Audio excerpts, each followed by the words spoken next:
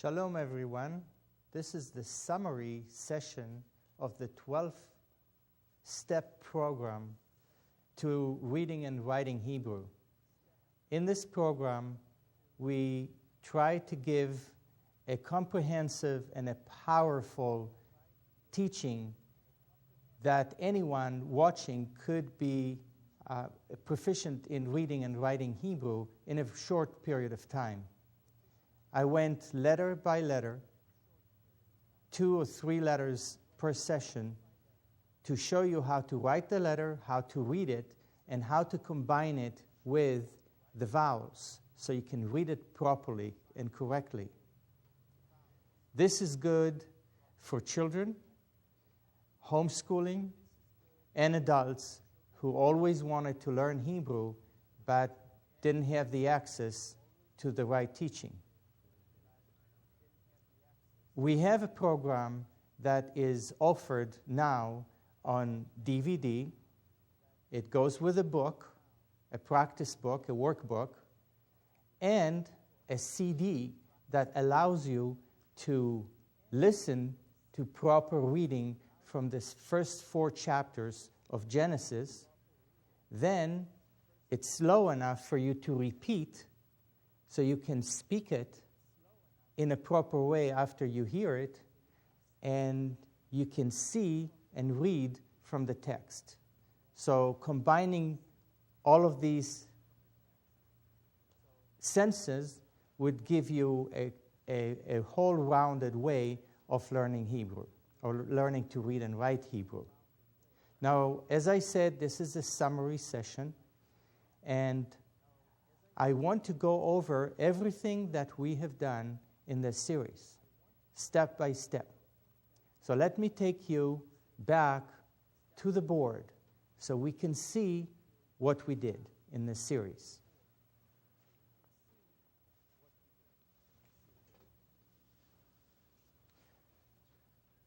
The first thing we did in this series is learn the vowels. Why? Because the vowels are the sound system of the Hebrew language. And once you know the vowels and you put them together with the letters, you get an excellent way of pronouncing the letters properly, even if you don't know yet what the meaning of the words are.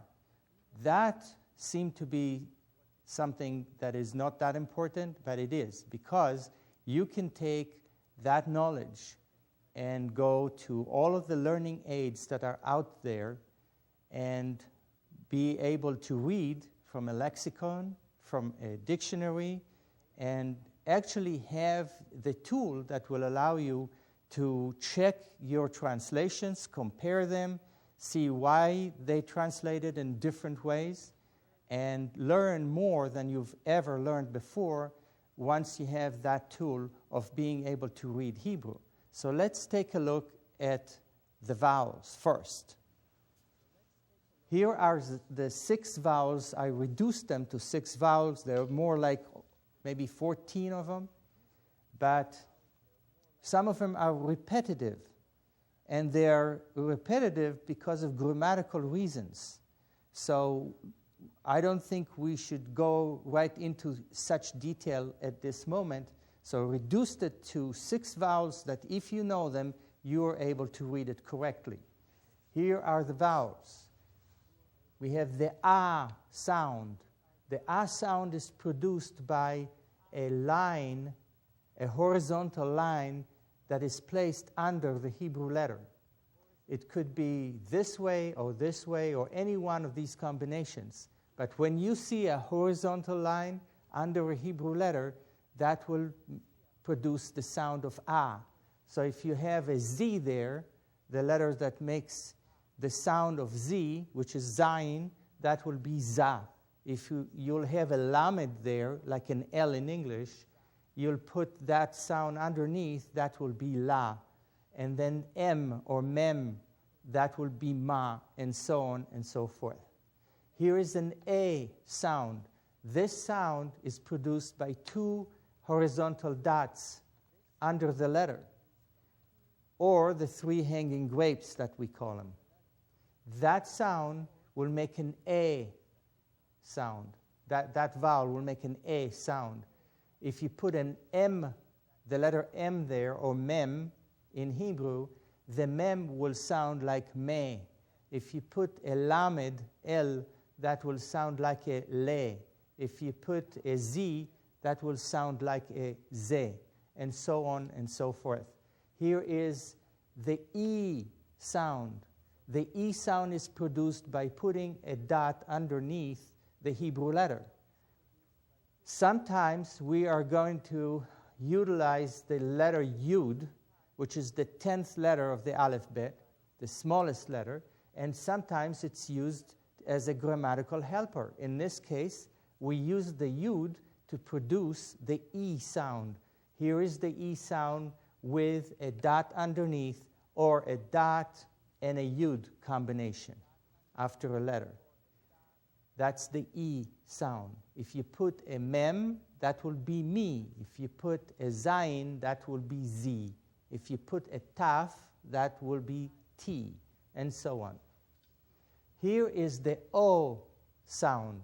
An O is produced by putting a dot on top of the letter. Here is a dot on top of the letter O. That will produce that O. Sometimes you will see the letter Vav next to the letter in the direction of the writing, because we are writing right to left. So if you see the Vav next to it and a dot on top, that combination will produce an O sound as well. So it's either a dot by itself over the letter, that will produce an O, or a dot and the letter Vav, that will produce an O.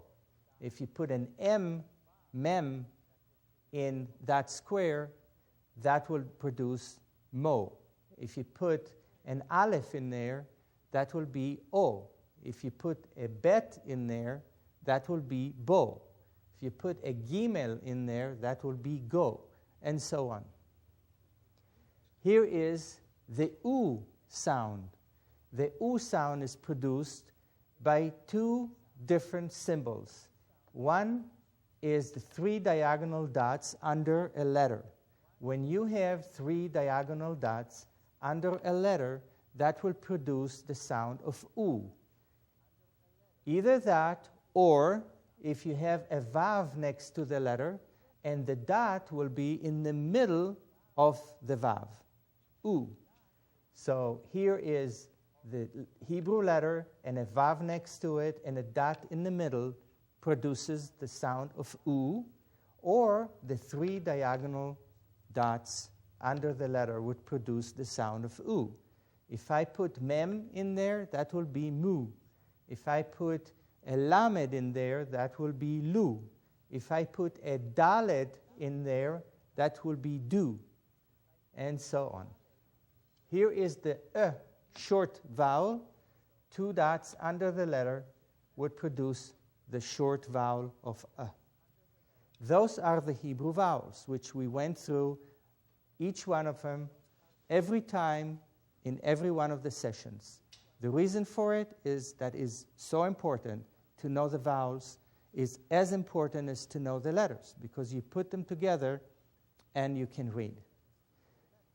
The second thing we did, we were looking at the letters themselves. And in the 12-step program, we finished all of the 22 Hebrew letters. And here they are. I will go up to the chart and show you how the Hebrew letters are sung, just to help you memorize them. And here they are. Aleph Bet, Gimel Dalet He Vav, Zayin Chet Tet Yud Kaf, Lamed Mem Nun Samech Ayin Pei, Tzadik Kuf Resh Shin Taf. And that's a short song, all of the letters included, and it's easy to remember. Now let's go back to the board.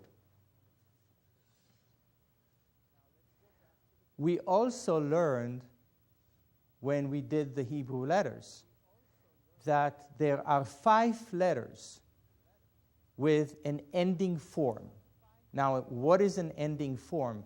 In English, we have capital letters when we use them in the beginning of a word. In Hebrew, we don't have such capital letters, but we do have ending letters only for 5 of the Hebrew letters. So when those letters fall at the end of a word, they change the graphical format. So they don't change the sound or the meaning or the letter or anything like that. They just change the graphical form. And here they are. The first one is the letter Kaf, which changes to a Kaf Sofit, an ending Kaf in Hebrew, Kaf Sofit. So Kaf Sofit, an ending Kaf, is drawn just exactly like the Kaf, but instead of closing on the bottom, if we focus on it real good, we can see it. Instead of closing the bottom, we go below the line, and that is the Kaf Sofit. Here is the Mem Sofit, the sound of M, Mem Sofit. Here is the Mem, and the Mem Sofit is just like a square on the line. So you can see that is a square. Mem and a Mem Sofit, ending Mem. The only thing is when it falls, the Mem falls at the end of a word, that would be the form that you use. The next letter is the letter Nun. And the letter Nun ends like this. This is a Nun Sofit. You can see that the Nun is drawn like a Vav with a base. You do the same thing with a Nun Sofit. It starts like a Vav, but then it penetrates below the line. It goes underneath and make it long. That is a Nun Sofit. When the Nun falls at the end of a word, that's the way you draw the Nun. Nun Sofit. Here is the letter Pei. The letter Pei is drawn like this, as a Pei Sofit. And all it is, you start it the same way. The letter Pei, if you recall, is drawn like a Kaf, and there is an inverted Yud sitting inside of it. The same thing happened with the Pei Sofit. It starts out like a Kaf. It goes below the line like the Kaf Sofit. And then there is an inverted Yud in there. That is the form that you use when the Pei falls in the end of a word. The last one out of those 5 ending letters, Sofiyot, the last one is the letter Tzadik. And the letter Tzadik is drawn like this. It starts out like the way the Tzadik is, and then it goes below the line. So this is the format that you use when the Tzadik falls at the end of a word. This is called a Tzadik Sofit, an ending Tzadik. Those are the 5 Sofiyot, ending letters.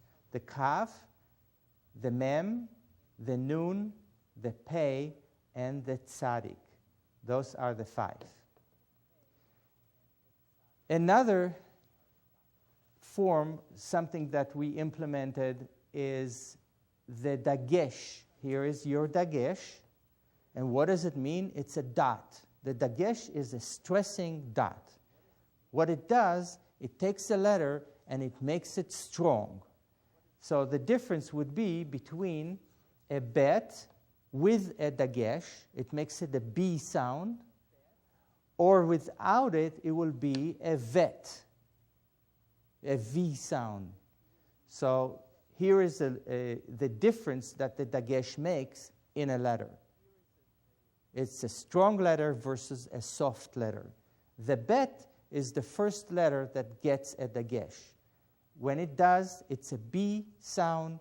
When it doesn't, it's a V sound. Here is another letter that gets a Dagesh. That is the letter Kaf. The letter Kaf with a Dagesh makes the sound of K in English. So it's a K versus a Chaf, which we don't have in English. It's a softer sound that comes from your throat. So we have a kaf versus a chaf. With the dagesh is the strong K. Without it is a soft chaf. The third letter that gets a dagesh is the letter pei. The letter pei with the dagesh makes the sound of P. If we focus on it, then we'll see how it really looks. When you put the dot in the P, that is the sound of strong P. Without the dagesh, without that dot, it will be the sound of F, the letter F in English. So it's a fei versus pei. The F versus the P. Those are the three letters that receives dagesh and makes a distinction between a soft and a strong letter. When you look at the biblical text, you will see many other letters that receive dagesh or a stress. Those would not necessarily make that kind of a difference in the sound of the letter, but they do show you where to put the stress in the word itself. So it's a very helpful tool for reading from the scriptures. It's a very helpful tool from reading biblical Hebrew because it tells you where the stress in the word is. And the truth of the matter is that in ancient times, some of those letters did make a different sound. But after 3,000 years, we kind of diluted the sounds. And in modern Hebrew, we opted for the Sephardic or the pronunciation that came from a certain kind of diaspora, of Jewish diaspora, versus the Eastern European that happened to totally mispronounce those stressed letters. So today we have less of them, and we stabilized on three main letters, the bet, the kaf, and the pei, even though some of the other letters will still have dagesh in them, but it would not be heard. It will not be a pronounced distinction between them. So we went over the vowels, went over the letters.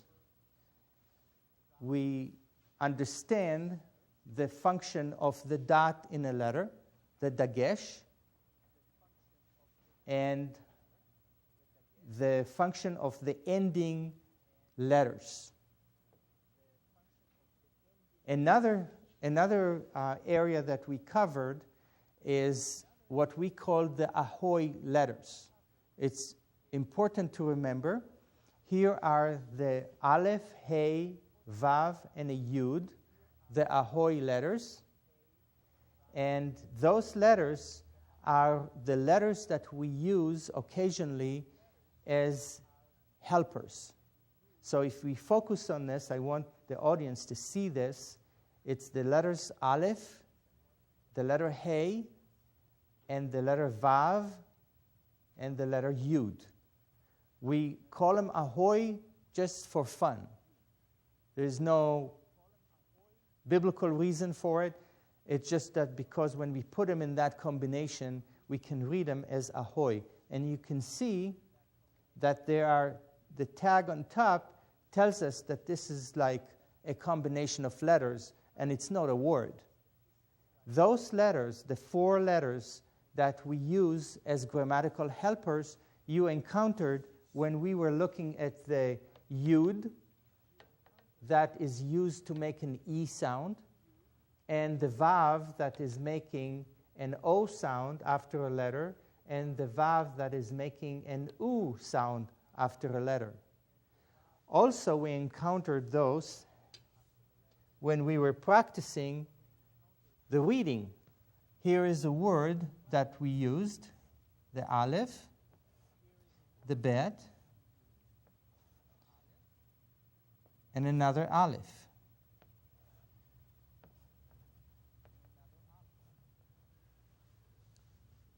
Aleph with an A sound, a Bet with an A sound, and another Aleph with no sound. Why does it have no sound? Is because it has no vowel. The vowel tells us if there is a sound or there is no sound. So this is read A, Ba. This Aleph is one of the Ahoy letters, and it's used here as a grammatical helper. This Aleph, though, is a consonant. A consonant is a letter that is used as a letter. It has a sound because we have a vowel on it, and it's used as a regular letter. So this one is a consonant. This one is here for grammatical reasons. Okay? Another word like this is the letter Aleph, the letter Aleph with an E sound, the letter Mem with an A sound, and here's another Aleph. This is read, Aleph with an E sound is E, Mem with an A sound is A, and Aleph with no sound because there is no vowel on it. This is read E, Ma. Ima is a mother, of course, and that's how it's read. So this Aleph here is the Aleph from the Ahoy letters, and it's used here just as a grammatical helper. This one is Abba, and this one is Ima. I want to recall and remind you that the Hebrew language is read and written from right to left. And what else can we say about this? This is the package that you can see on the board, all the main points of what we learned in those 12 steps, in this 12-step program to reading and writing Hebrew. We have the vowels, the letters, the dagesh, the ahoy, the ending letters. And now I want to give you one more thing, which is something that we call the connectors. In Hebrew, we do not have freestanding letters. Like in English, we have a book. In Hebrew, you will not find one letter standing by itself. Instead, we have what we call connectors. And the connectors are attached to words to tell us what it is that the word is implying. And the connectors are as follows. The letter Bet is used as a connector for the word in.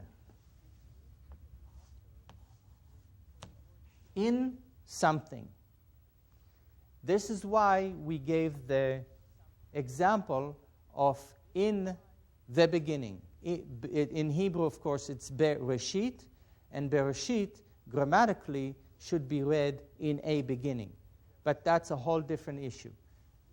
The Bet is used to imply in something. So when the Bet is attached to a word, that's what it will tell you. The letter Hey is also used as a connector, and it means the. The book. You'll use the letter Hey. The letter Vav is end. End something. The letter Kaf is as. The letter Lamed is to. The letter Mem is from. And the letter Shin is that. So we have those connectors in for the Bet, Hey, the, and for the Vav, Kaf, as, Lamed, to, Mem, from, and sheen that. I want to encourage you to look at the book. For those of you who have the book, if you don't have the book, you can call the Center for Biblical Hebrew at 602-48 Bible, and you can call the station for the DVDs, and you'll have a comprehensive, powerful program to learn Hebrew.